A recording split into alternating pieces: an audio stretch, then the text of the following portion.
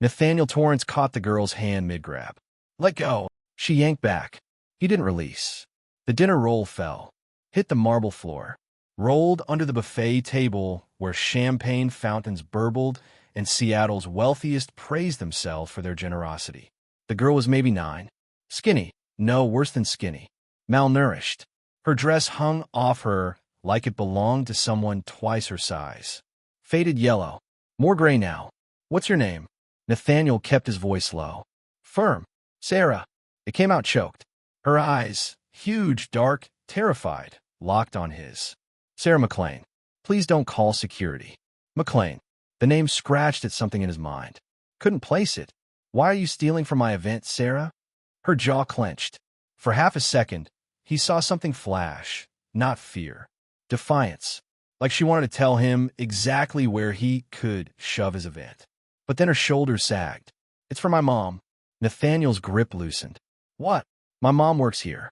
She skips meals so I can eat, and Sarah's voice cracked. I want her to have something. She's hungry. She's always hungry. I thought if I could just... She stopped, bit her lip. Blood appeared. Something cold crawled up Nathaniel's spine. Behind them, the ballroom roared with laughter. Crystal clinked. Someone made a toast about giving back to the community. The buffet table could feed 50 families. This child was stealing bread. Who's your mother? Sarah's face went white. Please don't fire her. I'm not. Elena McClane. She cleans your house. She does everything right. She never complains. Tears spilled over now. Fast and hot. She didn't know I came tonight. She told me to wait in the car, but I saw the food, and I thought, please. Please. It's my fault. Just my fault. 3 years. The words hit him like a fist. This woman had cleaned his home for 3 years, and he couldn't picture her face. Nathaniel crouched down. Eye level. Up close, Sarah's collarbones jutted out sharp beneath her dress. Her wrists looked like they might snap. This kid was starving. In his house. While he built his empire. Take me to her. What? Your mother. Now. No. Flat. Final. You'll fire her. I'm not going to fire her. You're lying. Listen to me. Nathaniel held her gaze. I swear. I'm not going to fire your mother. But I need to see her. Right now. Sarah searched his face, looking for the trap. Finally, she nodded. Hello, beautiful souls. Welcome back.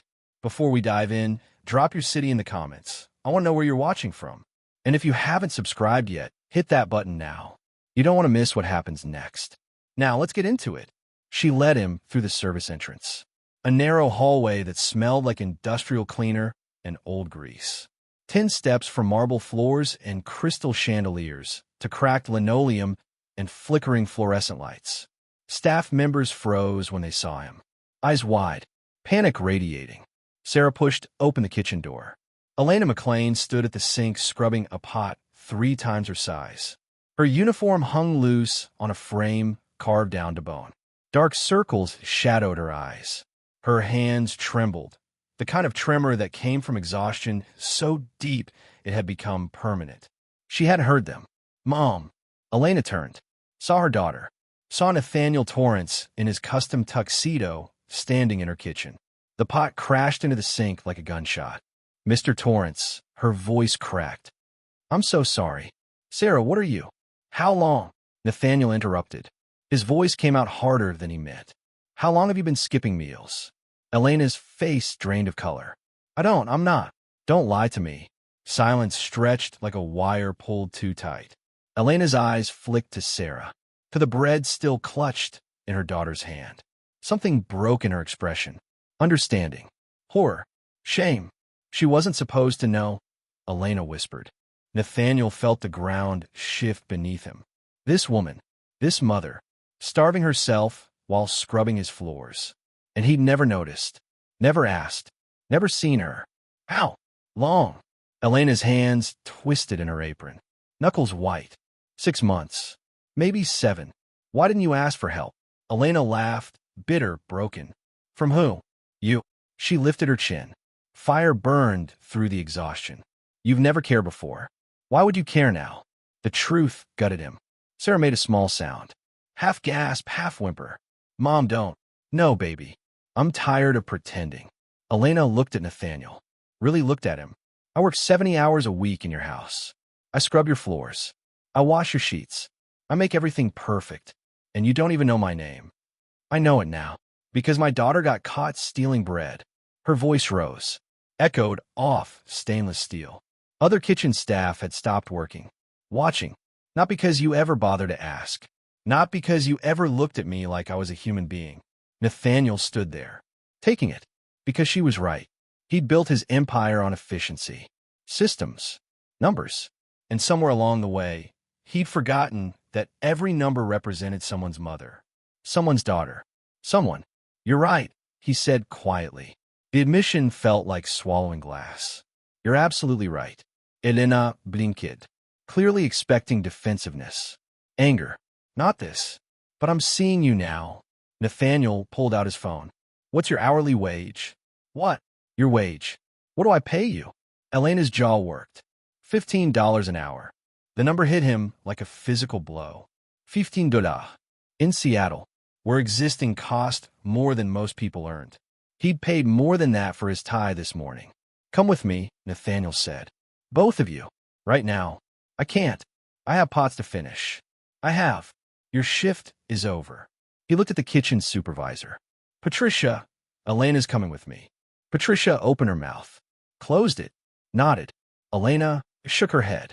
Mr. Torrance, I need this job. Please don't. I'm not firing you. Nathaniel met her eyes.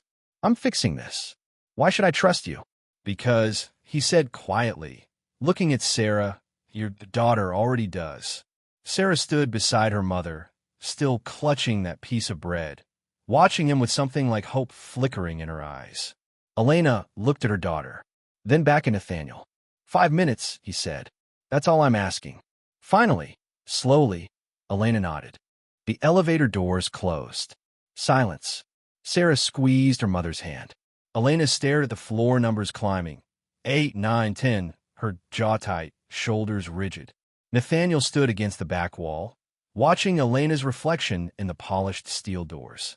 She looked like she might bolt at any second. Couldn't blame her. He'd just dragged her away from her shift, promised not to fire her, and now they were shooting up to his private office. If their positions were reversed, he'd be terrified too. The doors opened. 15th floor. Elena stopped in the doorway. Just stopped. Floor-to-ceiling windows overlooking Elliott Bay. Furniture that belonged in a museum. A desk made from Indonesian teak that cost more than she probably earned in 2 years. Whoa, Sarah whispered. Seat. Nathaniel gestured to the leather chairs facing his desk. They sat. He paced behind his desk, pulling up files on his tablet. Here's what's going to happen. No preambid. No build-up. Effective immediately, you're promoted. Head of Household Operations. Salary, $85,000 a year. Full benefits, health insurance, dental, vision, retirement matching. 2 weeks paid vacation. Elena stared at him. What? You'll oversee all domestic staff in my properties.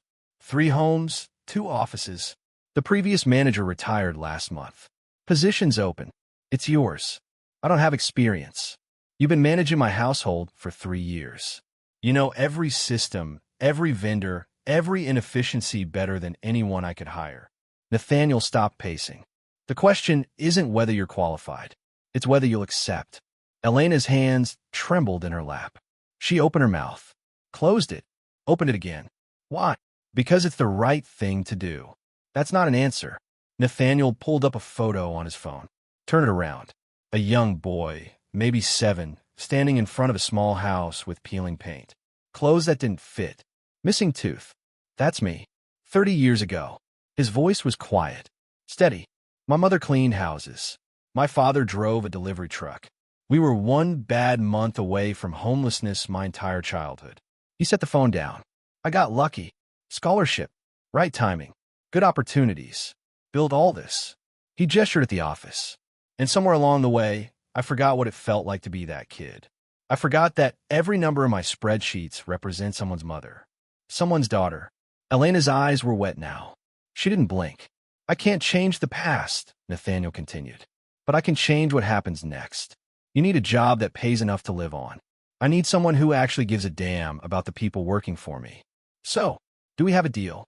There's always strings. Elena's voice was barely a whisper. People like you don't just help people like me. Not without wanting something back. You're right. I do want something. Nathaniel pulled out a folder, slid it across the desk. I want you to take this contract home. Read every word. Have a lawyer review it. I'll pay for that. If you find anything shady, any hidden clauses, walk away. No consequences. You keep your current job. Nothing changes. Elena picked up the folder like it might explode. There's more. Nathaniel pulled out a second folder. Sarah, you mentioned wanting to be a doctor. Sarah's head snapped up. You remember that? Always. He slid the folder toward her. This is information about the Torrance Foundation Scholarship Program. Full ride, tuition, books, living expenses for students pursuing medical degrees. We fund 20 students a year. Sarah's eyes went huge. But I'm only 9. I know. This is a guaranteed slot when you're ready for college. As long as you maintain good grades and stay out of trouble, it's yours. No strings. No pavek. Elena made a sound like she'd been punched. The folder slipped from her hands. Papers scattered. You can't. This is too much. It's not enough. Nathaniel's voice went hard. It's not nearly enough to make up for the fact that I let you go hungry in my own house. Sarah started crying. Happy tears this time. The kind that come when hope shows up where it wasn't supposed to exist. One more thing. Nathaniel pulled up something on his tablet. I own several properties around the city. This 2-bedroom townhouse in Greenwood just opened up. Good schools nearby. Safe neighborhood. No rent for the first year. After that, we'll work out something reasonable.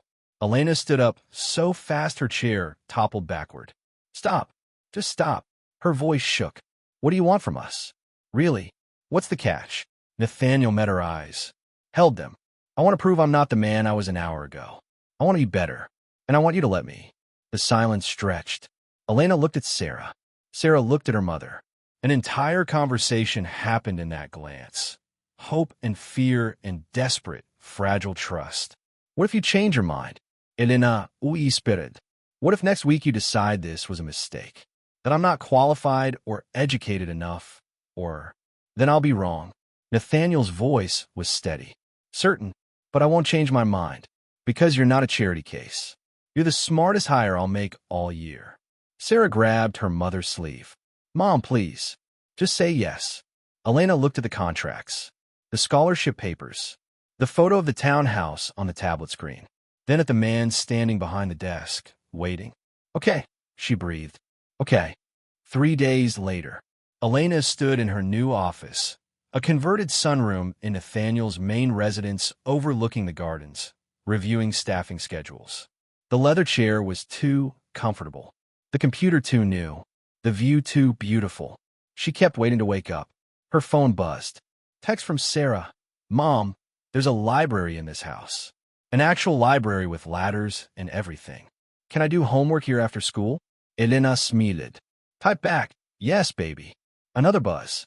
This one from Nathaniel. How's the first day? She stared at the message. Started typing. Deleted it. Started again.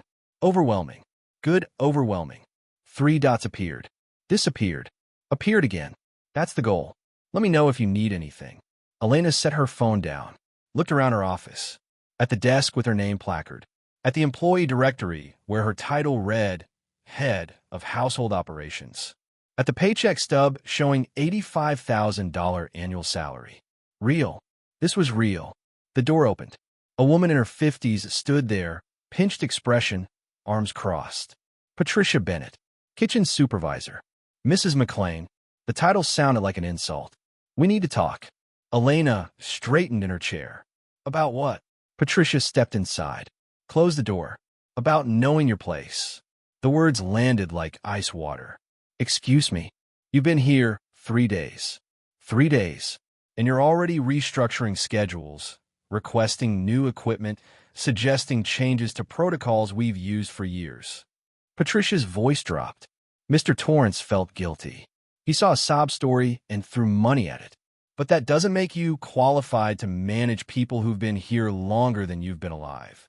Elena's hands clenched under the desk. Mr. Torrance asked me to optimize operations. Mr. Torrance had a crisis of conscience. Patricia smiled. It wasn't kind. Everyone knows what happened. Your daughter got caught stealing. He felt bad. That's all this is. And when he gets bored playing savior, and he will, you'll be right back where you started. Except now you'll know what you're missing. Elena stood slowly. Are you finished? I'm trying to help you understand reality. No, you're trying to make me feel small because you're threatened. Elena's voice was calm. Steady. I earned this position. I'm good at it. And whatever assumptions you're making about me, based on where I came from, you're wrong. Patricia's expression hardened. We'll see about that. She left. Door clicking shut. Elena sat back down. Her hands were shaking. 3 days in, and already someone wanted her gone. She pulled out her phone. Started to text Nathaniel. Stopped. No, I can handle this myself. But what Elena didn't know was that Patricia had already made her first move, and it would trigger a crisis neither of them saw coming. Patricia didn't wait long. 2 days after their confrontation, Elena found errors in her work. Small ones. A vendor invoice processed twice. A scheduling conflict she could have sworn she'd fixed. A supply order that never went through. Easy to explain away as rookie mistakes. Except Elena knew she hadn't made them. Mrs. McClane, Margaret, one of the housekeepers, appeared in her doorway. Older woman, kind eyes, 20 years on staff. I hate to bother you, but the cleaning schedule you sent out has me working doubles 3 days this week. I've got physical therapy on Tuesdays and Thursdays. Elena pulled up the schedule, stared at it. She hadn't written this. Margaret, I'm so sorry. This isn't, give me 10 minutes. I'll fix it. Oh, it's fine. I just thought you should know. Margaret hesitated. Patricia said you were still learning the systems. That we should be patient with you. Of course she did. Elena opened the original file. The one she'd saved yesterday. Compared it to the version that had been sent out. Different. Someone had edited it after she'd signed off. Her stomach dropped. Margaret, can you send me a screenshot of what you received? Sure, honey. The email came through. Sent from Elena's account. At 11 p.m. last night. When Elena had been home with Sarah, helping with homework. Someone had accessed her account. Changed her work. Made her look incompetent. Elena's hands shook as she corrected the schedule and sent it out. Added a note apologizing for the error. Then she pulled up her account settings. Recent login activity, her office computer, her laptop at home, and a kitchen terminal. Logged in at 10:47 p.m. last night. Patricia's station. Elena found Nathaniel in the main house library, reviewing contracts. He looked up when she entered, smiled, then saw her face. What happened? Someone's sabotaging my work. She showed him the login records, the edited schedule, the invoice errors.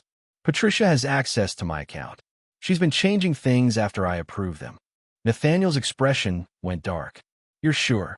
The login times match her workstation, and she's the only one who's been openly hostile. Elena's voice wavered. Nathaniel, if this continues, it'll look like I can't do the job. Staff will lose faith in me. You'll have to. I won't fire you. But if I'm making the household less efficient instead of more, you're not making mistakes. Someone else is framing you. He stood. I'll talk to Patricia. This ends today. No. The word came out sharper than Elena intended. If you fight my battles for me, it proves her point. I'm just your charity project. That I can't handle the job. Then what do you want to do? Elena pulled up something on her tablet. I want to change all system passwords. Implement two-factor authentication. Restrict edit access to final documents. And I want to do it through official IT channels, so it looks like a security upgrade, not a personal vendetta. Nathaniel studied her. That'll work. But it won't stop Patricia from trying something else. I know. Elena met his eyes. Which is why I need you to trust me to handle her. Can you do that? A long pause. Then, yes. The security changes went through that afternoon. By evening, Patricia appeared in Elena's office doorway. Quite the power move, Patricia said. Her voice was silk over steel, locking everyone out of the systems. Standard security protocol. Elena didn't look up from her computer. IT recommended it after the audit last month. I'm just implementing best practices. Of course you are. Patricia stepped inside. You know what I think? I think you're paranoid. I think you know you're in over your head, and you're looking for someone to blame when it all falls apart. Elena saved her document. Looked up. Is there something work-related you need, Patricia? Because if not, I have vendor contracts to review. I need you to understand something. Patricia leaned against the doorframe. This isn't personal, but you're a liability. You have no education, no experience, no credentials. You're one scandal away from destroying Mr. Torrance's reputation. And when that happens, when the media finds out he promoted his maid to management after her daughter got caught stealing, it won't just hurt you. It'll hurt everyone who works here. The words hit like a physical blow, because they weren't entirely wrong. Are you finished? Elena kept her voice level. I'm trying to help you see reason. Take a severance package. Walk away with dignity. Before this gets ugly. No. Patricia's expression hardened. Then you're a fool. She left. Elena sat alone in her office, heart hammering. Patricia was right about one thing. The optics were bad.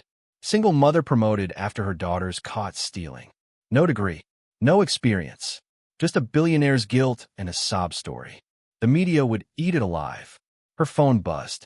Text from Sarah. Mom, Nathaniel said he's coming to my science fair next week. Can he really come? That's so cool. Elena stared at the message.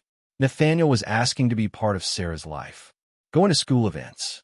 Building a relationship. Which meant if this fell apart, when the media found out, when the scandal broke, it wouldn't just destroy Elena's career. It would destroy Sarah's childhood. That night, Elena couldn't sleep. She lay in her new bed in her new house, the townhouse Nathaniel had given them, and stared at the ceiling. Patricia's words looped in her mind. You're one scandal away from destroying Mr. Torrance's reputation. What if she was right? What if Elena's presence here was a ticking time bomb? What if staying meant hurting the people she cared about most? At 2 a.m., she got up, went to Sarah's room. Her daughter slept peacefully, clutching the science fair ribbon she'd been practicing her presentation with. So proud, so happy. For the first time in years, Sarah looked like a kid instead of someone carrying the weight of the world. Elena couldn't take that away, which meant she had to make a choice. Fight for this life they'd built, or walk away before someone else destroyed it for them. Her phone lit up. Text from Nathaniel. Can't sleep either. You okay? Elena stared at the message. Started typing. Deleted it. Started again. We need to talk. Tomorrow. 3 dots appeared immediately.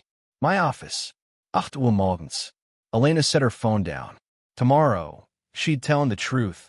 That Patricia was right. That this was too risky. That maybe the smart thing, the safe thing, was to take the severance and disappear before the inevitable scandal buried them all. But she didn't know that Nathaniel had already made a decision of his own, and his plan would change everything. Nathaniel was already in his office when Elena arrived at 8 a.m.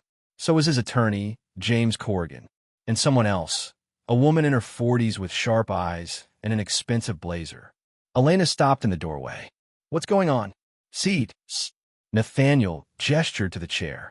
His voice was calm. Too calm. Elena, this is Victoria Ashford. She handles legal compliance for Torrance Industries.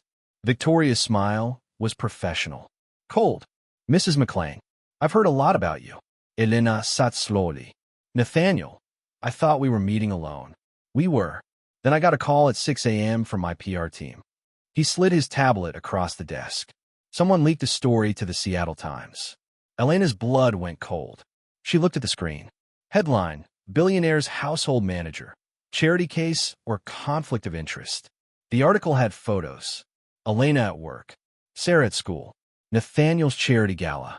And a quote from an anonymous staff member describing how Elena had gone from minimum wage made a 6-figure manager after her daughter was caught stealing. The optics were devastating. It gets worse, Victoria said. She pulled up another document. This morning, we received an inquiry from the IRS. Anonymous tip claiming financial irregularities in your household accounts. They're requesting an audit. Elena felt the room tilt. I haven't done anything wrong. I believe you. Nathaniel's voice was steady, but someone's trying very hard to make it look like you have. Patricia, we can't prove it yet. Corrigan leaned forward. The leak was anonymous. The IRS tip was anonymous. But the timing is suspicious. Victoria tapped her pen against her notepad. Mrs. McClane, I need to ask you some uncomfortable questions.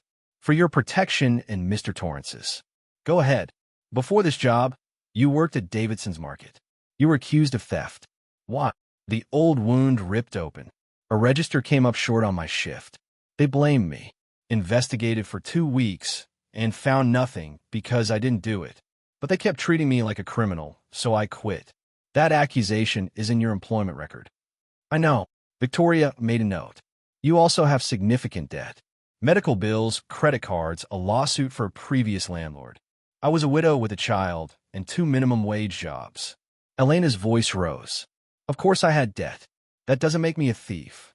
It establishes motive. Victoria's tone was clinical. A prosecutor could argue you manufactured this situation, that you coached your daughter to steal bread, knowing Mr. Torrance would be sympathetic. Stop. Nathaniel cut her off.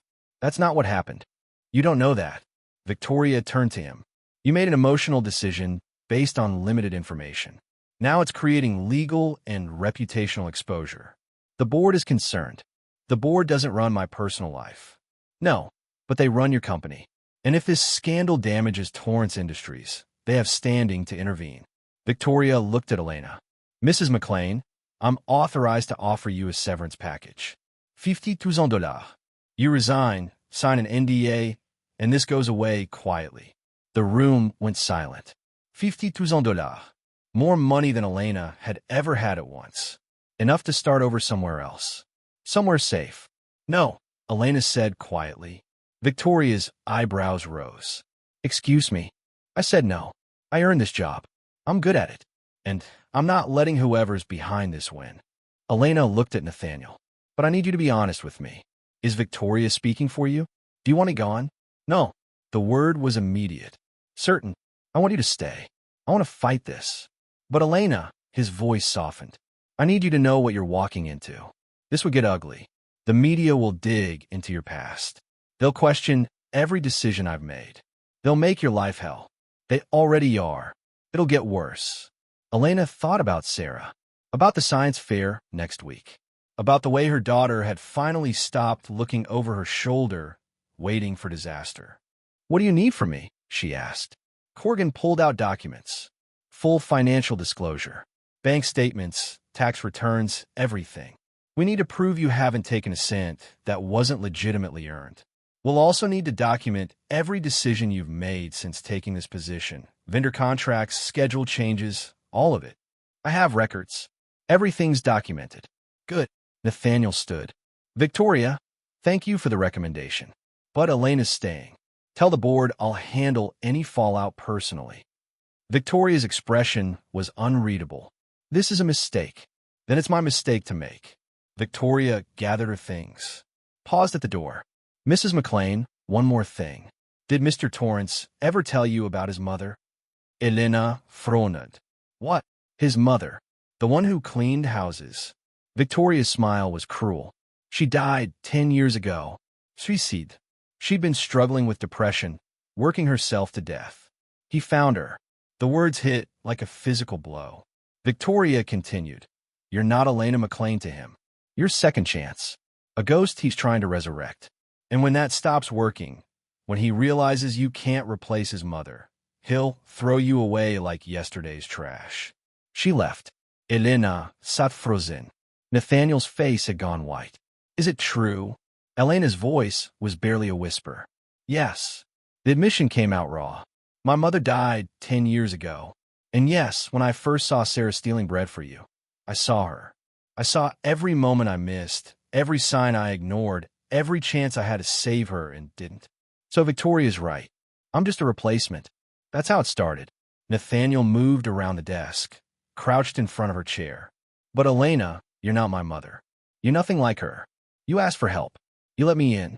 You're fighting instead of drowning. And somewhere in these past few weeks, this stopped being about fixing my past and started being about, he stopped. About what? About you. About seeing you smile when you walk into work. About watching you transform this place. About Sarah's laugh. About wanting to be part of this family you've built. His voice dropped. About falling for you. Elena's breath caught. You can't say that. Why not? Because how do I know it's real? How do I know this isn't just your guilt talking? Her eyes burned.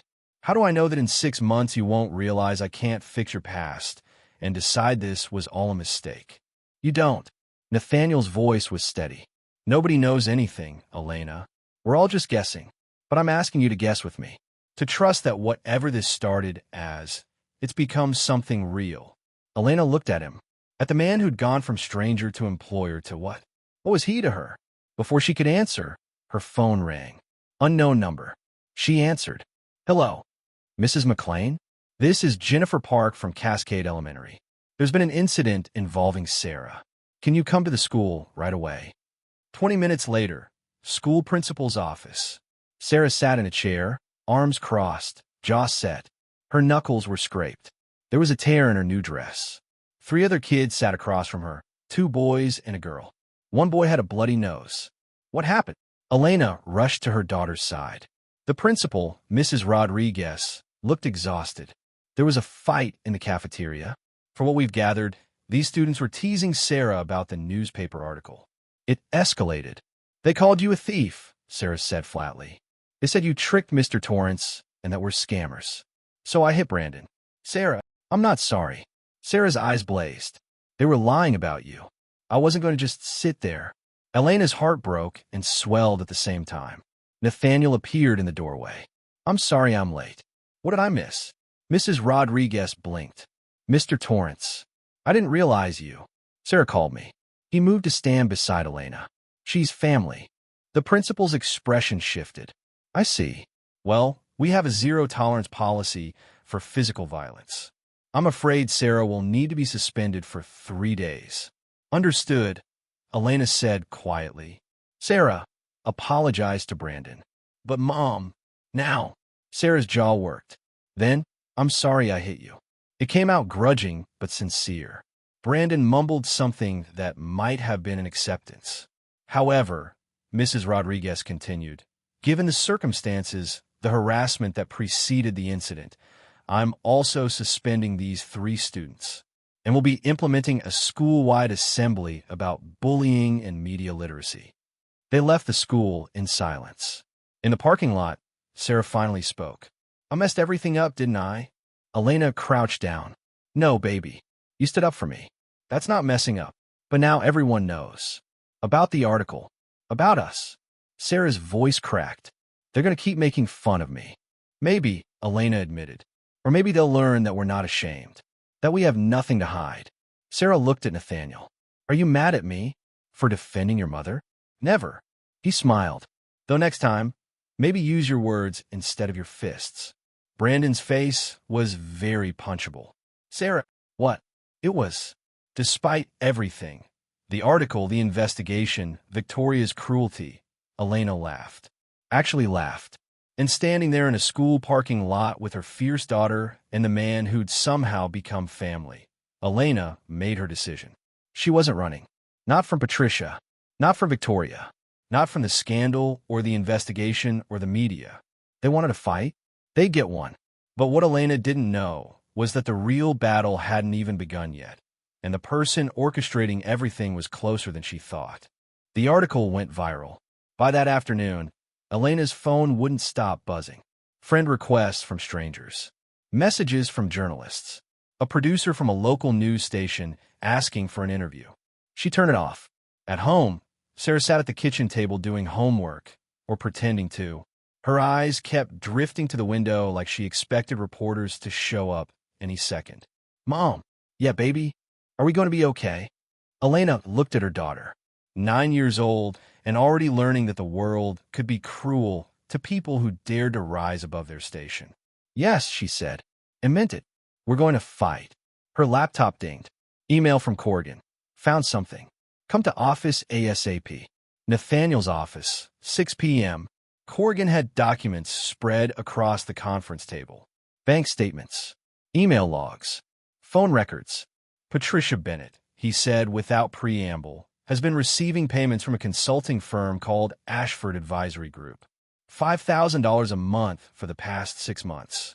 Elena's stomach dropped. Ashford, as in Victoria Ashford, her private firm. Corrigan pulled up more documents. Victoria has been paying Patricia to document everything about household operations. Every inefficiency, every cost overrun, every staff complaint. She's been building a case against Mr. Torrance's management for months. Nathaniel frowned. Why? Because Corrigan hesitated. Because 6 months ago, the board approached Victoria about conducting a performance review. They're concerned about your unconventional management style, the money you've been spending on staff improvements, the profit margins. They want me out. They want you focused on profits instead of people. Corrigan met his eyes. Victoria's been gathering ammunition. Patricia was her inside source. And when you promoted Elena, a woman with no credentials and a sympathetic backstory, it was the perfect opportunity to prove you'd become a liability. Elena felt sick. So this whole thing, Patricia's sabotage, the media leak, the IRS tip, it's all Victoria?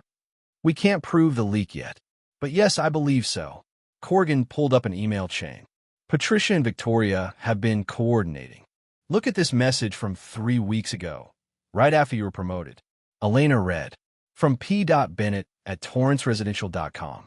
To wteczka.eshford.com. Subject, new development. The maid got promoted. Same one whose kid stole bread at the gala. NT promoted her to head of household operations. $85,000 salary. This is exactly what we need. I'll make sure she fails spectacularly. The words blurred. Elena had to read them twice. She set me up from day one, Elena whispered.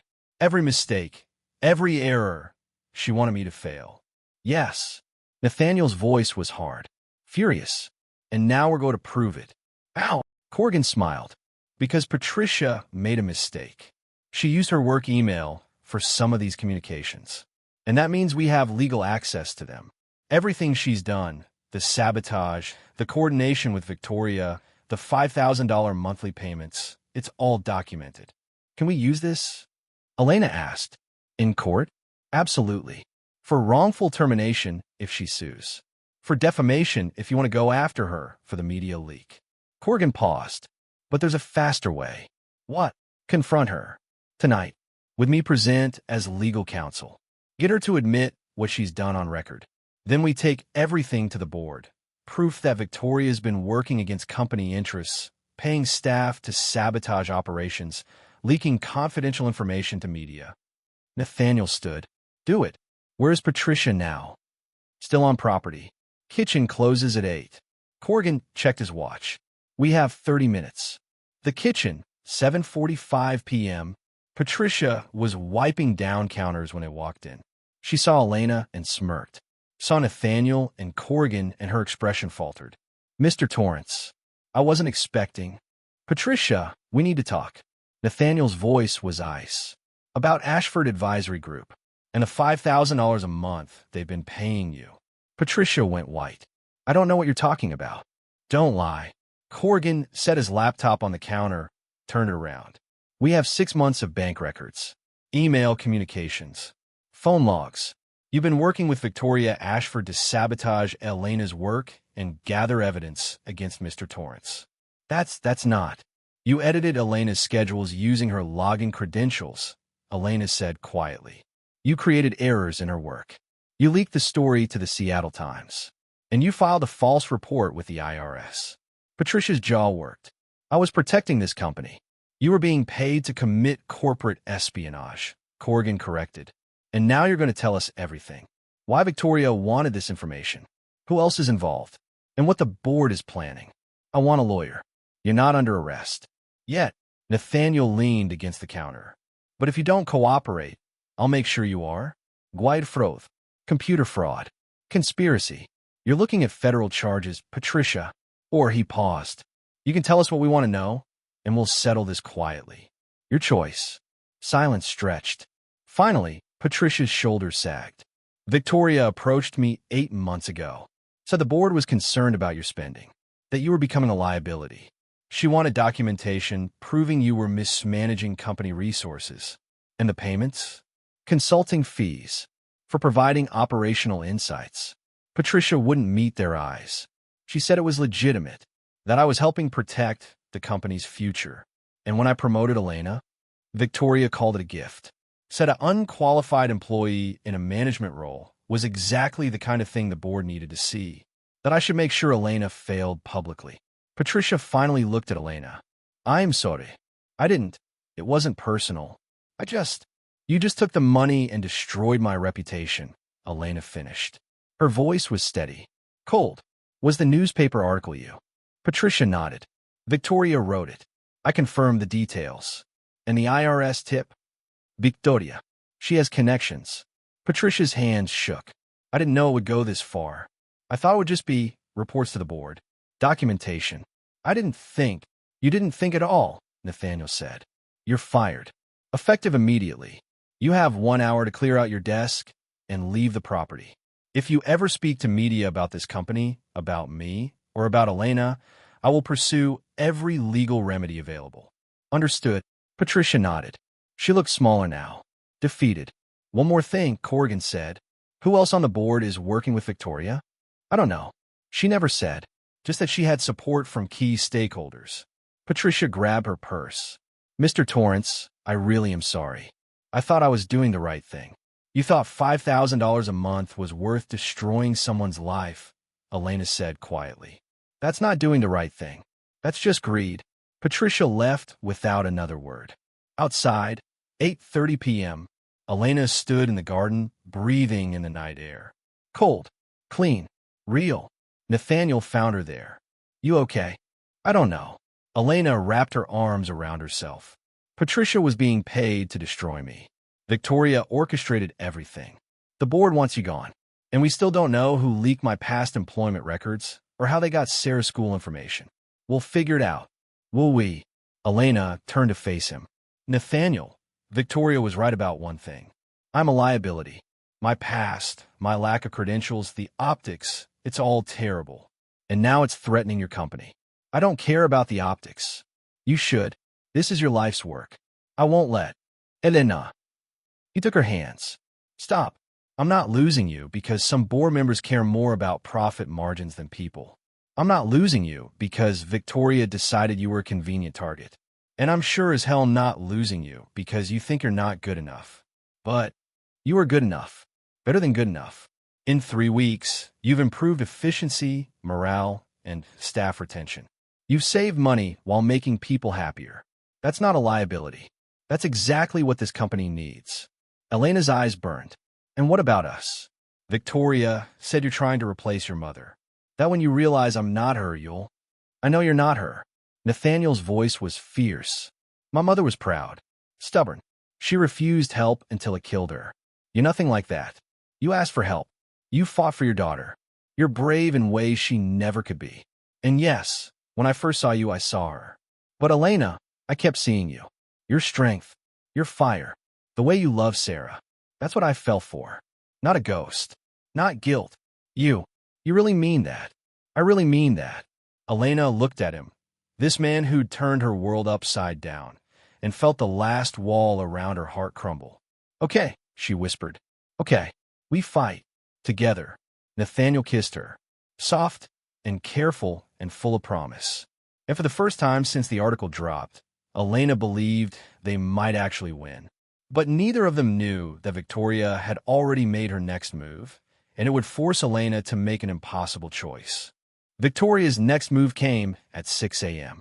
Elena woke to her phone exploding with notifications.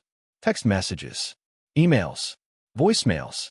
She grabbed it, squinting at the screen. The first message was from Corrigan. Turn on the news. Now, Elena stumbled to the living room, turned on the TV. Exclusive interview with Victoria Ashford, former legal counsel for Torrance Industries, who claims billionaire Nathaniel Torrance has been engaged in financial misconduct and inappropriate relationships with staff members. The screen cut to Victoria, poised, professional, sitting across from a morning show host. Mr. Torrance has been using company resources to fund personal relationships, Victoria said. He promoted a household employee, Elena McClane, to a 6-figure management position after her daughter was caught stealing at one of his events.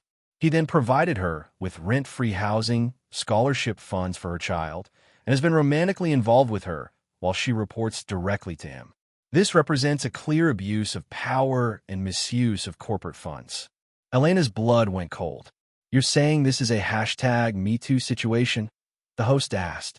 I'm saying there's a pattern of inappropriate behavior. Mr. Torrance used his wealth and position to create a relationship with a vulnerable employee. Mrs. McClane may believe it's consensual, but when there's such a dramatic power imbalance, when someone controls your livelihood, your housing, your child's future, can you really say no? The host nodded sympathetically. And you reported this to the board? I tried. I was fired for it, which is why I'm speaking out now. Someone needs to protect Mrs. McClane and other employees from this kind of exploitation. Elena's hands shook so badly she dropped the remote. Her phone rang. Nathaniel, tell me you're not watching this, he said. I'm watching. Elena, listen to me. She's twisting everything. The board called an emergency meeting. They want me to step down as CEO pending an investigation. What? Victoria filed a formal complaint. Sexual harassment, misuse of funds, conflict of interest. She's painted this as me taking advantage of you, and the board is terrified of the liability. His voice was strained. They're giving me two options: resign voluntarily, or they'll vote me out and launch a public investigation that'll drag both of us through the mud. Elena sank onto the couch. When? The meeting is at noon. I have 6 hours to decide. He paused. Elena, there's more. They're demanding you resign too. Immediately. They'll offer severance, but if you refuse, they'll terminate you for cause and argue you participated in financial misconduct. But I didn't. I know. But they don't care. You're the evidence of my inappropriate behavior. As long as you're employed, I'm vulnerable. His voice cracked. They're using you as leverage against me. Sarah appeared in the doorway, rubbing her eyes. Mom, why are you crying? Elena hadn't realized she was. 1 hour later, Elena sat at her kitchen table, laptop open, staring at the resignation letter Corrigan had sent over. I, Elena McClane, hereby resign my position as head of household operations, effective immediately. One signature. That's all it would take. Sign, and Nathaniel might keep his company. Fight, and they'd both lose everything. Her phone buzzed. Text from Nathaniel. Don't sign anything. We fight this together. Another text, this one from a number she didn't recognize. This is Margaret from household staff. We heard what happened. We're with you. All of us. Then another. Thomas, groundskeeper. You changed my schedule so I could see my grandkids. I'll testify to that. Then another. And another. Staff members she'd worked with. People whose lives she'd quietly improved. They were rallying. But was it enough? Elena pulled up her bank account. The severance offer was $75,000. Enough to disappear. Start over somewhere quiet. Give Sarah a normal childhood away from cameras and scandal. Away from Nathaniel. Her chest tightened. Sarah climbed into her lap. Mom, I heard the TV lady. She said mean things about you and Nathaniel. I know, baby. She's lying, right? You didn't do anything wrong.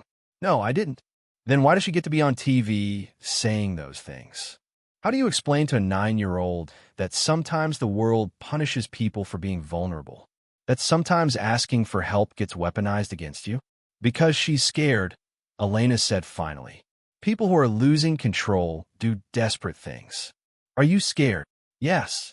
What are you going to do? Elena looked at her daughter. At this fierce, brilliant girl who'd punched a kid for defending her mother's honor. Who'd stolen bread because she couldn't stand watching Elena go hungry. Who'd grown up too fast in a world that demanded perfection from people who could barely survive. I'm going to fight, Elena said. Torrance Industries headquarters, 11:45 a.m. Elena walked into the boardroom wearing her best suit, the one Nathaniel had insisted on buying her for work, the one she'd felt guilty accepting. 15 board members sat around a massive conference table. Victoria sat at the far end, expression neutral. Nathaniel stood by the windows, jaw tight. The chairman, a silver-haired man named Robert Hendricks, gestured to an empty chair. Mrs. McClane, please sit. I'll stand. Hendricks' eyebrows rose. Very well. I assume Mr. Torrance told you why you're here. He told me you're trying to force him out using me as leverage. We're trying to protect this company from a liability. Hendricks pulled up documents on a screen. These are the expenses Mr. Torrance has authorized for you. $85,000 salary. Rent-free housing valued at $3,600 a month. A scholarship worth approximately $300,000 over 8 years. Total, $460,000 in less than a month. Earned every cent of that salary. Did you? Victoria spoke for the first time. Or did you earn it by sleeping with your boss? The room went silent. Elena's hands clenched. I have never. You were photographed holding his hand in a hospital room. He's been to your daughter's school events. He gave you a house. Victoria's voice was calm, clinical. Mrs. McClane, I understand you were in a difficult situation. I understand he offered you things you desperately needed. But that doesn't make this relationship appropriate. It makes it exploitative. You're twisting everything. Am I? Victoria Stuth. Let me ask you something. If Nathaniel Torrance wasn't a billionaire, if he was just a regular man with a regular job, would you be with him? Elena opened her mouth, closed it, because the truth was complicated. Would she have fallen for Nathaniel if he hadn't saved her? If he hadn't given her a job, a home, a future? How much of what she felt was real, and how much was gratitude and dependency? See, Victoria said quietly, you can't even answer, because you know this relationship is built on an unequal foundation. He has all the power. You have none. That's not love. That's coercion. That's enough. Nathaniel's voice cut through the room. Elena, you don't have to justify our relationship to anyone. Actually, she does, Hendricks said. Mrs. McClane, the board is prepared to offer you a generous severance package. $75,000, confidentiality agreement, neutral reference letter. All we ask is that you resign immediately and cease all contact with Mr. Torrance for a period of no less than 1 year. And if I refuse, then we terminate you for cause, launch an investigation into financial misconduct, and pursue legal action to recover the funds you've received. Additionally, Mr. Torrance will be removed as CEO pending a full audit. Hendricks leaned forward. Your choice, Mrs. McClane, determines not just your future, but his. Elena looked at Nathaniel. He was staring at her with an expression that broke her heart. Love and fear and desperate hope all mixed together. If she stayed, she'd destroy him. If she left, she'd destroy herself. I need to make a phone call, Elena said. Hallway, 12:15 p.m. Elena called Sarah's school, asked to speak to her daughter. Mom. Sarah's voice was small. Scared. Did you sign the paper? Not yet. Baby, I need to ask you something. If I fight this, if I refuse to quit, it's going to get really bad. People will say terrible things. Kids at school will be mean. Reporters might show up. Are you okay with that? Silence. Then, Mom, remember what you told me? That being brave doesn't mean not being scared. It means doing the thing even when you are scared. Elena's throat tightened. If you quit because they're bullying you, what does that teach me? Sarah's voice was fierce now. That we run when things get hard? That we let mean people win? No, Mom. We fight. Like you taught me. Elena closed her eyes. I love you so much. I love you too. Now go tell those board people they're wrong about you. Elena hung up, took a breath, walked back into the boardroom. 15 faces turned toward her. I'm not resigning, Elena said. I'm not taking your money. And I'm not walking away from Nathaniel. Hendricks' expression hardened. Then you leave us no choice. Elena McClane, you're terminated for cause effective immediately. Security will escort you from the building. Actually, a voice said from the doorway, you might want to see this first. Corgan walked in, tablet in hand. Behind him, a woman in a federal marshal's uniform. What's the meaning of this? Victoria demanded. The meaning, Corrigan said, is that I just submitted evidence to the SEC showing you've been engaged in corporate espionage, wire fraud, and conspiracy to commit securities fraud. Marshal Davis here has a warrant for your arrest. Victoria's face went white, and Elena finally understood. They were going to win. Marshal Davis stepped forward, badge visible. Victoria Ashford, you're under arrest for wire fraud, conspiracy, and securities fraud. This is absurd. Victoria's voice was ice. I've done nothing illegal. Really? Corrigan pulled up documents on the screen. Because we have 6 months of communications showing you paid Patricia Bennett $5,000 a month to sabotage household operations. You then used that manufactured evidence to convince board members that Mr. Torrance was mismanaging funds. That's not securities fraud. It is when you're shorting Torrance Industries stock while actively working to tank the company's reputation. Corrigan pulled up trading records. You purchased put options 3 weeks ago, betting the stock price would fall. Then you leaked the story to the Seattle Times, appeared on national television, and triggered this board meeting. All designed to drive down stock value so you could profit. The room erupted. That's insider trading, one board member said. That's manipulation, said another. Hendricks stared at Victoria. Is this true? Victoria's mask cracked. I was protecting my investment. Nathaniel has been destroying this company with his bleeding heart initiatives. I've increased revenue by 18%, Nathaniel cut in. Staff retention is up 42%. Operational costs are down 12%. The company is more profitable now than it's been in 5 years. Because you're exploiting, I'm paying people fairly. Nathaniel's voice was steel. I'm providing benefits. I'm treating employees like human beings instead of line items. And yes, it costs more upfront, but it's better for the company, better for morale, and better for our reputation. He turned to the board. Victoria wasn't trying to protect Torrance Industries. She was trying to profit from its destruction. Marshall Davis pulled out handcuffs. Ms. Ashford, you have the right to remain silent. Wait.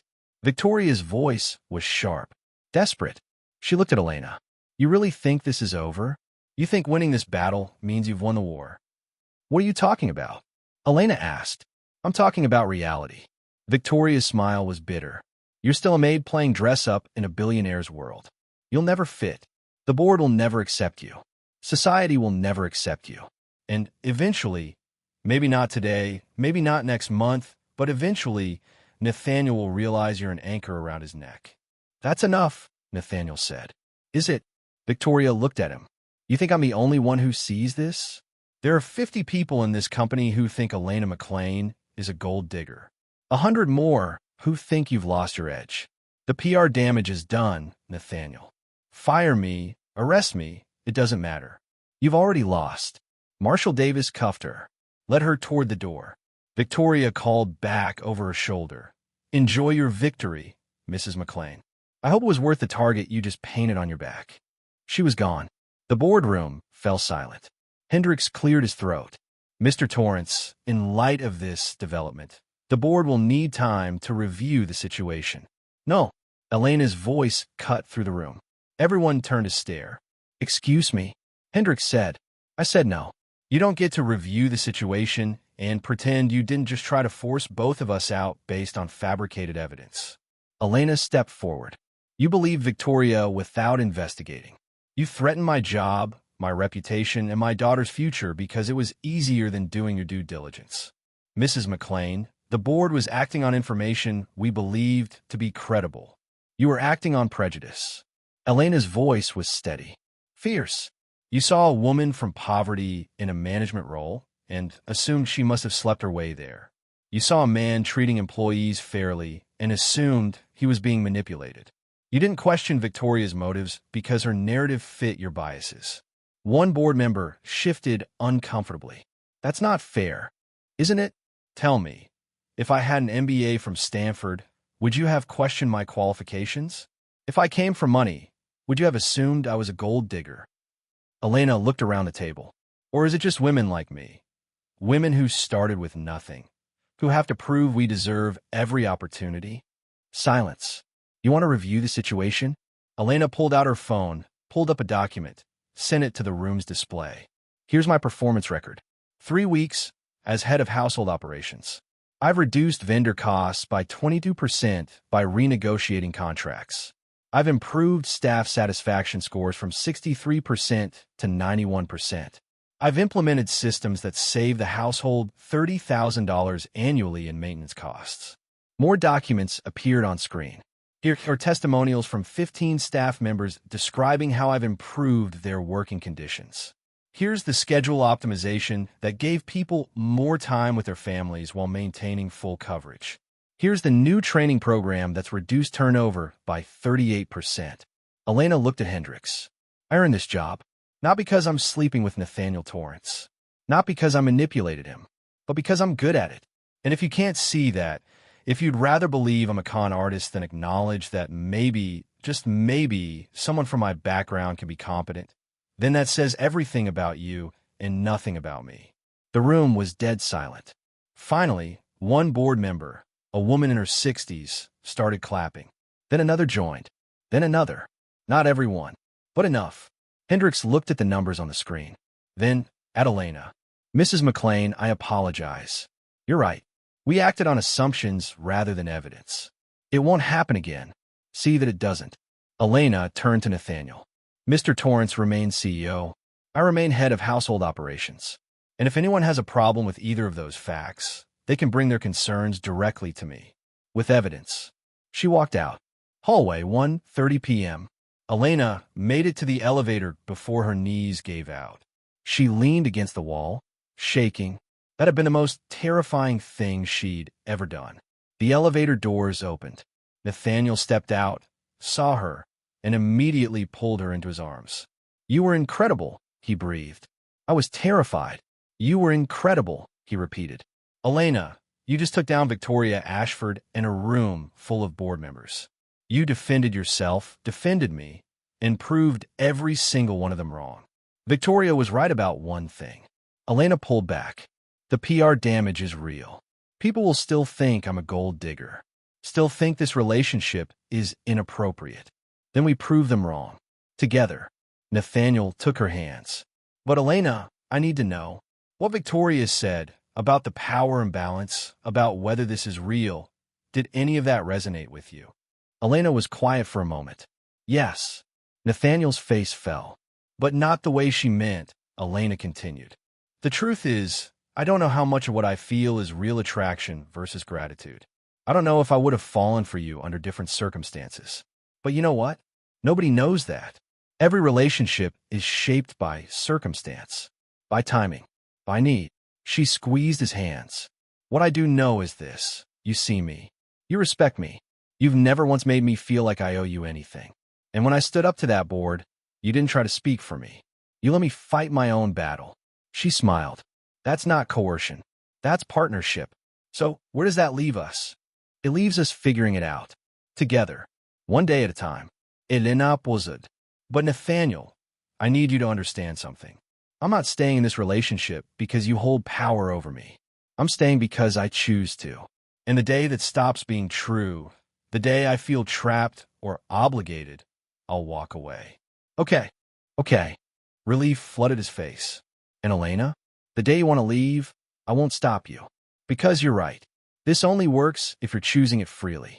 They stood there in the hallway, holding each other while the world spun on. Elena's phone buzzed. Text from Sarah.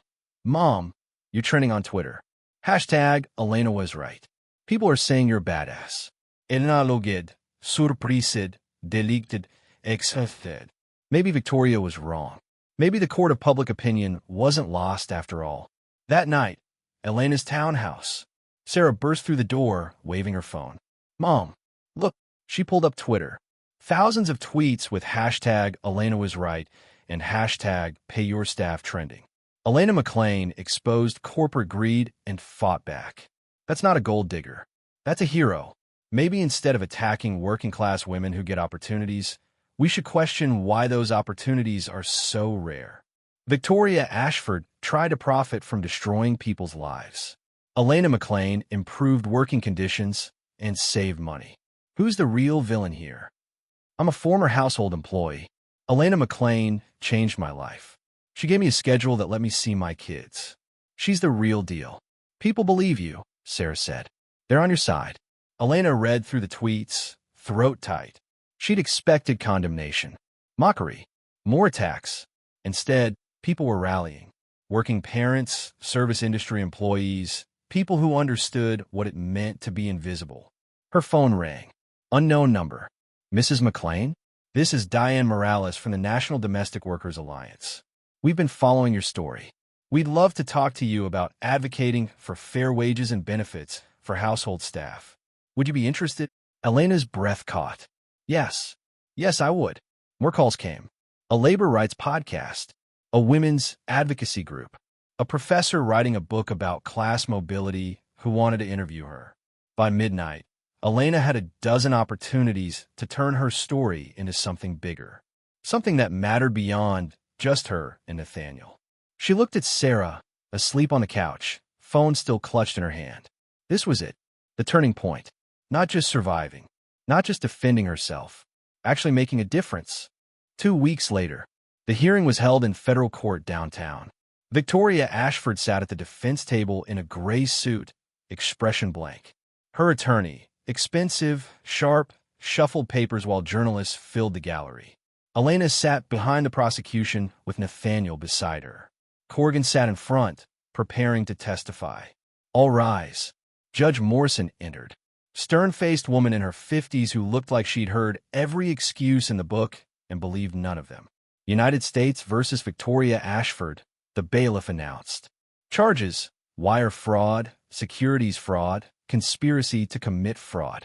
The prosecutor stood. Your Honor, the government will demonstrate that Ms. Ashford engaged in a coordinated scheme to manipulate Torrance Industries' stock price through defamation, media manipulation, and insider trading.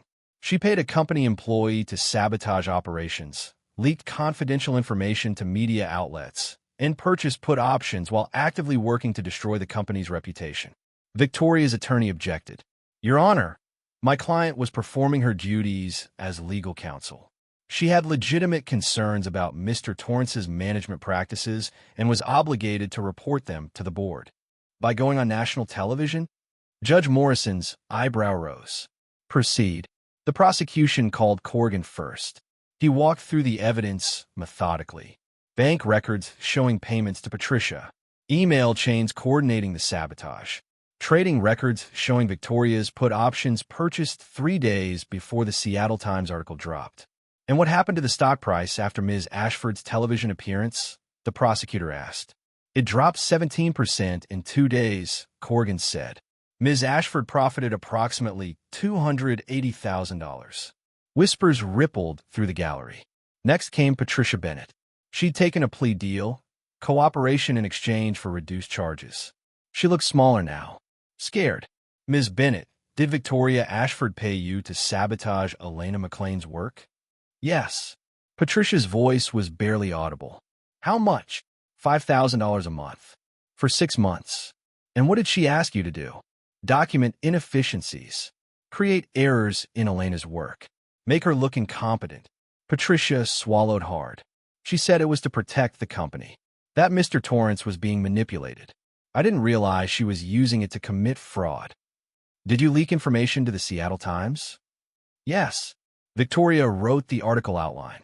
I confirmed details. Victoria's attorney cross-examined aggressively, but Patricia held firm. She made a deal. She was honoring it. Then the prosecution called Elena. She walked to the stand, heart hammering. Took the oath. Saturday. The prosecutor was gentle. Mrs. McClane, can you describe your relationship with Victoria Ashford? I only met her twice. Once in Mr. Torrance's office after I was promoted. Once at the board meeting. Elena kept her voice steady. Both times, she made it clear she believed I was unqualified and manipulative. Did she ever threaten you? The first time, she offered me $50,000 to resign. When I refused, she told me I was... Elena paused, remembering the words. She told me I was a ghost Mr. Torrance was trying to resurrect. That when he realized I couldn't replace his mother, he'd throw me away. How did that make you feel? Like I didn't matter. Like I was just a symbol of someone else's trauma, instead of a real person. Elena looked at Victoria. She reduced me to a narrative. A sob story. She never once asked if I was good at my job. She just assumed I wasn't. And are you? Good at your job? Yes. No exhaustion. I've improved efficiency, reduced costs, and made staff happier. The metrics prove it. Victoria's attorney stood. Mrs. McClane, isn't it true you had no management experience before this position? Yes. No college degree? Correct. And Mr. Torrance promoted you after your daughter was caught stealing at his event? Yes. Elena met the attorney's eyes. He recognized I'd been underpaid and exploited. He gave me an opportunity to prove myself. And I did. Or he gave you a job because he felt guilty, because you manipulated his emotions. Objection, the prosecutor said. Relevance? Ms. Ashford is on trial for fraud, not Mrs. McClane's qualifications. Sustained. Judge Morrison said. Move on, counselor. The attorney tried a different angle. Mrs. McClane, you're in a romantic relationship with Mr. Torrance, correct? Yes. And he still employs you? Yes. Isn't that inappropriate? A clear conflict of interest. Elena smiled slightly. Is it inappropriate for two adults in the same industry to date? Or is it only inappropriate when one of them used to be poor? The gallery murmured. The judge's lips twitched. The power dynamic, the attorney started, is something we've addressed honestly, Elena cut in. I'm not staying because I'm afraid to leave. I'm staying because I choose to. And I'm good at my job regardless of who I'm dating. Those are separate facts. The attorney had no response to that. Recess, 3:30 p.m. Elena stood in the hallway, hands shaking from adrenaline. Nathaniel handed her a bottle of water. You were perfect, he said. I was terrified. You were perfect, he repeated. Elena, you just told a courtroom full of people that we're together and you're qualified. No apologies. No cham. Because it's true. Elena took a sip of water. I'm done letting people make me feel small. Victoria, Patricia, that attorney, they all want me to apologize for existing in their space. I won't. Nathaniel kissed her forehead. I love you. The words landed soft. Real. Elena looked up at him. I love you too. First time she'd said it. First time she'd let herself believe it. Even though I'm a disaster who gets into car accidents and legal battles? Nathaniel asked. Especially because of that. Elena smiled. You're a disaster who's trying to be better. That's all anyone can do. Verdict, 5:15 p.m. The jury deliberated for 90 minutes. Has the jury reached a verdict? We have, Your Honor. The foreman stood. On the count of wire fraud, we find the defendant guilty. On the count of securities fraud, we find the defendant guilty. On the count of conspiracy, we find the defendant guilty. Victoria's face remained blank. Her attorney whispered something. She nodded once. Judge Morrison spoke. Ms. Ashford, you used your position and knowledge to orchestrate a scheme that harmed employees, damaged a company's reputation, and profited from destruction. This court takes such actions seriously. I'm sentencing you to 4 years in federal prison, followed by 3 years supervised release. Additionally, you'll pay restitution totaling $370,000 to Torrance Industries and Elena McClane. The gavel fell. Victoria was let out in handcuffs. As she passed Elena, their eyes met. For a moment, Elena saw something flicker in Victoria's expression. Not quite remorse, but maybe understanding. Recognition that she'd underestimated the woman she'd tried to destroy.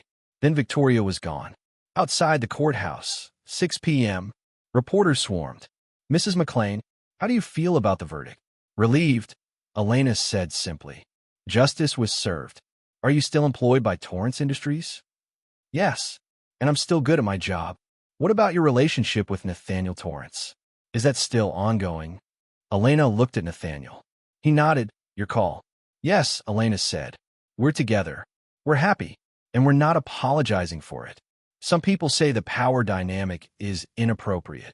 Some people don't understand that women can make their own choices. Elena's voice was firm. I'm not a victim. I'm not being exploited. I'm a competent professional in a healthy relationship with someone who respects me. End of story. More questions shouted.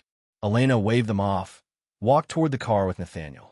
Sarah was waiting there, sitting on the hood, grinning. Mom, you're all over Twitter again. Good things or bad things? Good things. People are calling you a queen. Sarah hopped down. Also, there's a reporter who wants to interview you for a documentary about labor rights. And someone from a university asked if you'd speak at their economics department about class mobility. Elena blinked. Seriously? Seriously. Sarah hugged her. You're kind of famous now. I just wanted a job. You got a movement, Nathaniel said quietly. Elena looked at him. At Sarah. At the courthouse behind them, where Victoria would spend the next 4 years paying for her crimes. 6 months ago, she'd been invisible. Skipping meals. Scrubbing floors. Hoping no one would notice her long enough to fire her. Now she was testifying in federal court. Trending on social media. Being asked to speak about workers' rights. All because she'd asked for help and refused to apologize for it. Come on, Elena said. Let's go home. They drove away while cameras flashed behind them. And for the first time in her life, Elena wasn't running from the spotlight. She was walking into it. 6 months later, Elena stood at a podium in the Seattle Convention Center, looking out at 300 faces. Labor organizers, domestic workers, policy advocates, people who'd spent their lives invisible, finally being seen. My name is Elena McClane, she began. And 18 months ago, I was making $15 an hour cleaning a billionaire's house while skipping meals so my daughter could eat. The room was silent, attentive. I didn't think I deserved better. I thought that was just how the world worked. Some people matter, and some people don't. I'd accepted being invisible. She paused. Then my 9-year-old daughter stole a piece of bread from me. And everything changed. She told the story. Not the sanitized version. The real one. The fear. The shame. The moment Nathaniel caught Sarah's wrist and refused to let go. He could have called security. Could have had us arrested. Could have fired my mother and moved on with his evening. Elena's voice was steady. Instead, he asked questions. He listened. And he recognized something I'd forgotten. That I was a human being who deserved dignity. Applause rippled through the room. But here's what I want you to understand. Nathaniel Torrance isn't a hero. He's just a person who chose to see another person. And that shouldn't be revolutionary. That should be normal. Elena leaned forward. The fact that basic decency feels exceptional is the problem. The fact that fair wages and benefits are considered generous instead of standard is the problem. The fact that I had to nearly starve before anyone noticed is the problem. Heads nodded throughout the audience. So we're going to fix it. Elena pulled up a slide. The Fair Household Employment Act. Legislation I've been working on with representatives from Washington, California, and New York. It establishes minimum standards for domestic workers, living wages, guaranteed benefits, paid time off, protection from exploitation. More details appeared on screen. Wage requirements, healthcare mandates, grievance procedures. This won't pass easily. There will be pushback from people who profit from keeping workers desperate. But we're going to fight. Because nobody should have to choose between feeding their child and feeding themselves. The room erupted in applause. Elena stepped down from the podium. A line formed immediately. People wanted to share their stories, ask questions, volunteer. A young woman approached, eyes red. Ms. McClane, I'm a nanny. I work 60 hours a week for $12 an hour. No overtime, no benefits. I've been too scared to ask for more because I need the job. But after hearing you, her voice cracked. I'm going to ask. Tomorrow. Elena took her hands. You deserve better. Don't let anyone tell you otherwise. The woman nodded, tears streaming. Hours later, after the last person had left, Elena found Nathaniel waiting by the exit. You were incredible, he said. I was terrified. You're always terrified. And you do it anyway. That's courage. He handed her a coffee. Come on. Sarah's waiting. Nathaniel's estate, 7 p.m. The main ballroom, the same room where Sarah had stolen bread, was transformed. Not for a charity gala, for a celebration. Staff members filled the space. Current employees and former ones. Margaret, who'd been promoted to household manager. Thomas, the groundskeeper, who now had a retirement plan. Patricia's replacement. A kind woman named Rosa, who'd implemented Elena's training programs across all properties. Sarah stood on the small stage, microphone in hand, grinning. Welcome to the first annual Torrance Staff Appreciation Dinner, she announced. This is the opposite of those fancy galas where rich people eat expensive food and ignore the people serving them. Tonight, we're celebrating you. Applause filled the room. My mom taught me something, Sarah continued. She taught me that asking for help isn't weakness, that standing up for yourself isn't selfish. And that people who say you don't deserve good things are just scared you'll prove them wrong. She looked at Elena. So, Mom, can you come up here? Elena walked to the stage, confused. Sarah pulled out an envelope. This is from all of us.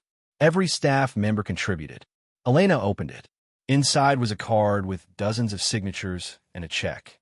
For the Elena McClane Scholarship Fund. We wanted to do what you did for me, Sarah said.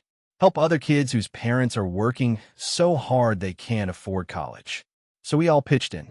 It's only $10,000 right now, but it's perfect. Elena's voice broke.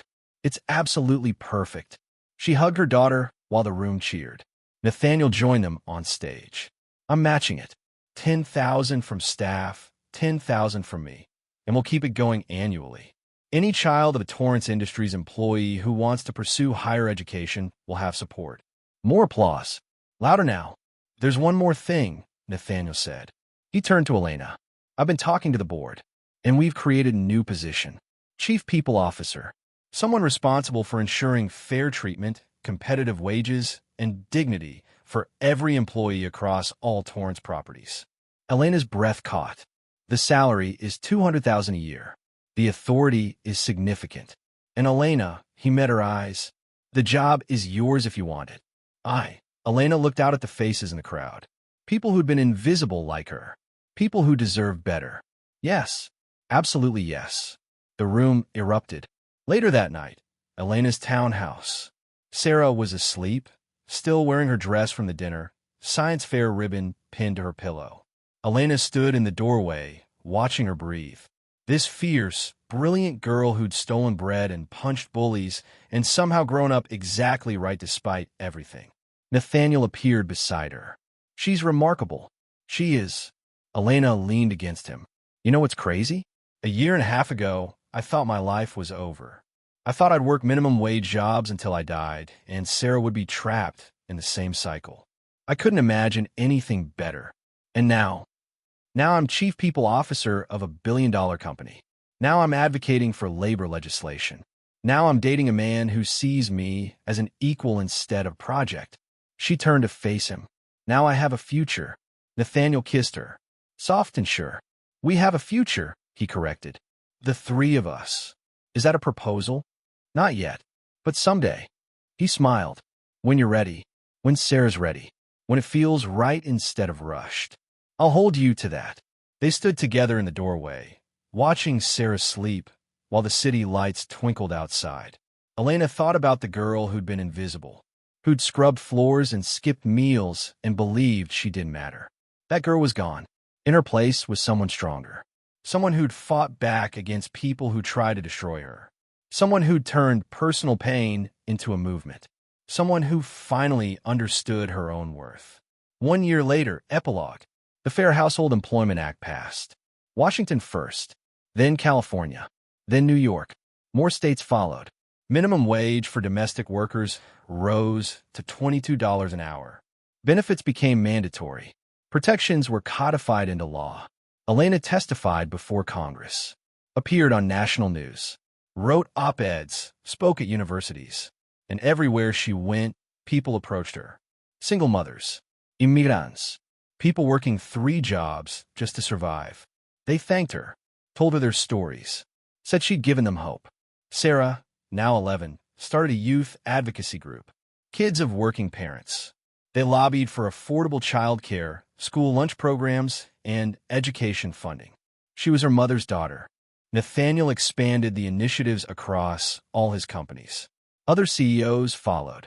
Slowly, grudgingly, the culture began to shift. And one evening, in the same ballroom where everything had started, Nathaniel got down on one knee. Elena McClane, you are the strongest, bravest, most infuriating person I've ever met. You challenge me. You inspire me. You make me want to be worthy of you. He pulled out a ring. Simple. Elegant. Will you marry me? Elena looked at Sarah, who was grinning and nodding frantically. Then at the staff members gathered around. Margaret, Thomas, Rosa, dozens of others who'd become family. Then at Nathaniel, the man who'd caught her daughter's hand and refused to let go, who'd seen her when she was invisible, who'd given her not just a job, but a chance to matter. Yes, she said, 1,000 times yes.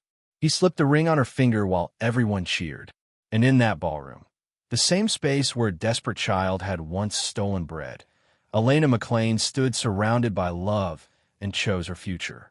Not because someone gave it to her, but because she fought for it, because she refused to stay invisible, because she finally believed she deserved to be seen. Hey, beautiful souls, we've reached the end. If this story touched your heart, if Elena and Sarah and Nathaniel's journey moved you, drop a comment below. Tell me which moment hit you hardest. Was it Sarah stealing bread? The courtroom scene? That final proposal? And if you haven't subscribed yet, do it now. Because we've got more stories like this. Stories about people who refuse to stay small, who fight back, who win. You are never invisible. Someone sees you. Someone values you. And your story? It matters. Until next time, stay strong, stay kind, and keep believing that better is possible. Because it is.